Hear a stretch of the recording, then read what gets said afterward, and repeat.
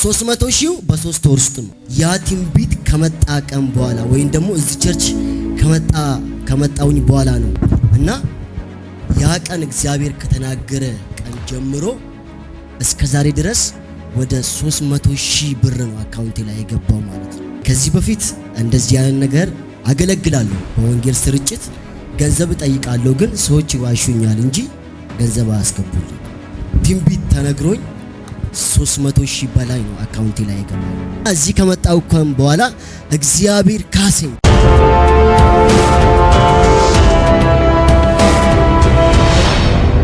እዚሁ እያያችሁ እግዚአብሔር ሕያው እንደሆነ እግዚአብሔር አብሮ እንዳለ እየሰራ እንደሆነ የምታውቁት አንዳንዱ መልእክት ረጅም ጊዜ አይደለም፣ አሁን ቅርብ ጊዜ ነው።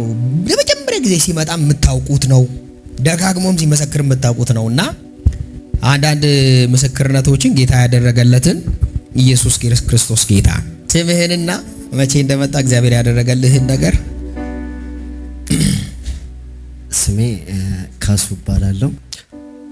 እዚህ ቦታ እንዲመጣ ያጋብዘኝ ወንድሜ ፓስተር አዲና ወዳጆቼ ናቸው። አጨብጭቡላቸው። የሚጋብዙ ብፁዓን ናቸው። እና መጀመሪያ ሲመጣ እዛ አካባቢ ነው ቁጭ ያልኩት እና አንስተኸኝ እዚህ መልእክት እየነገርከኝ ነበር ስላሳለፍኳቸው የህይወት መንገዶች ጌታ ነግሮክ ያንን እያወራኝ እየነገርከኝ ነበር። ከጌታ ሰምተ ማለት ነው። ማነው ስምህ? ካሱ። ክብር ወደ አንተ ሲመጣየው። አሜን አሜን። ክብር ወደ አንተ ሲመጣ ኢየሱስ ጌታ። አረ ኢየሱስ ጌታ። ፓራዲያል አሜን። ክብር አሜን። ሞገስ ትልቅነት አሜን። ከእድሜ በላይ አነጋገር ወደ አንተ ሲመጣየው። አሜን። ዛሬ ታሪክን ሁሉ ኢየሱስ ጌታ ከሰፈር የሚያወጣ አሜን። ከፍ የሚያደርግ አሜን። እጆች ላይ ድንቆችና ታምራትን የሚያመጣ አሜን። አንድ አስደናቂ የሆነ የእግዚአብሔር ክብር ወደ አንተ ሲመጣየውት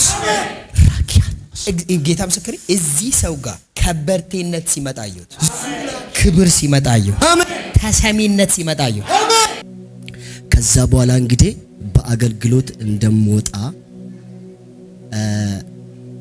ፋይናንሻሊ እንደምባረክ ሚዲያ ላይ ተነጋጋሪ እንደምሆን እዚህ ቦታ እግዚአብሔር እየተናገረ ነበር። እዛ ጊዜ ለነበራችሁ ሰዎች ታውቃላችሁ፣ አይታችኋል ማለት ነው። እና ተነጋጋሪ እንደምሆንና ፋይናንሻሊ በጣም እንደምባረክ እግዚአብሔር በዚህ ቦታ በጣም ተናገረ ማለት ነው።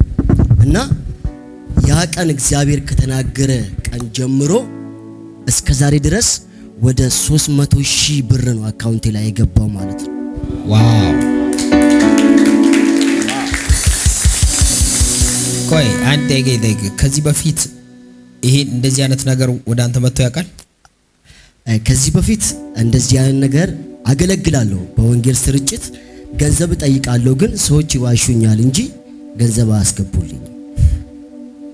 እና ያ ትንቢት ከመጣ ቀን በኋላ ወይም ደግሞ እዚህ ቸርች ከመጣውኝ በኋላ ነው ፋይናንሻሊና አገልግሎቴ ህይወቴ ሁሉ የተባረከው ማለት ነው። አሜን አሜን። ጌታ እዚህ ከመጣው ቀን ጀምሮ ትንቢት ተነግሮኝ 300 ሺህ በላይ ነው አካውንቴ ላይ የገባው።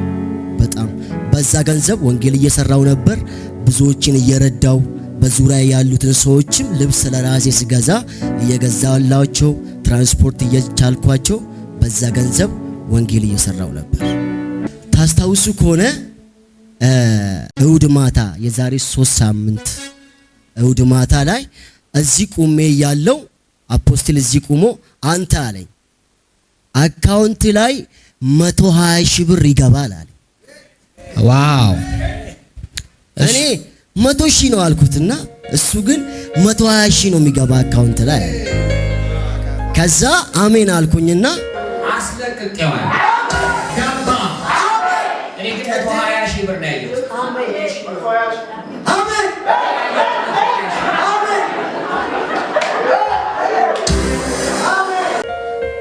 በመጀመሪያ ላይ 50 ሺህ ገባ። በቀጣይ 70 ሺህ ገባልኝ ማለት ነው።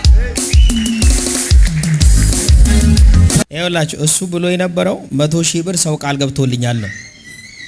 እግዚአብሔር ግን ያለው 120 ሺህ ብር ነው። እሺ ከዛ እኔ እዚህ ቁም ያለውና ካሱ አለኝና 120 ሺህ ብር አካውንት ላይ ይገባል ሲለኝ እንደውም 100 ሺህ ነው አልኩትና እሱ 120 ሺህ ነው አለኝ። ከዛ በመጀመሪያ ጊዜ 50 ሺህ ብር ገባ። ቀጣይ ከ3 ቀን በኋላ ደግሞ 70 ሺህ ገባ።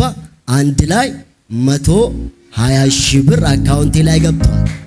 ፕሬዝ ጋድ። ፓስተር አዴ ያውቃልና አንድ ሱሪና አንድ ጫማ 2 ቲሸርቶችና ሸሚዞች ብቻ ነው ያሉ። 2 ዓመት ሙሉ በዛ ወንጌል ነበር እየሰራው ነበር። 2 ዓመት ሙሉ የነበርኩባት ቤተክርስቲያን እዛ ነው ማድረው፣ እዛ ነው ሙለው፣ እዛ ነው ማገለግለው። ምንም በልብስ ዙሪያ ላይ ምንም አያደርጉልኝ፣ ግን በዛ በጣም እያገለገልኩ ነበር። በእውነት ነው እያገለገልኩ የነበረው በታማኝነት ማለት ነው።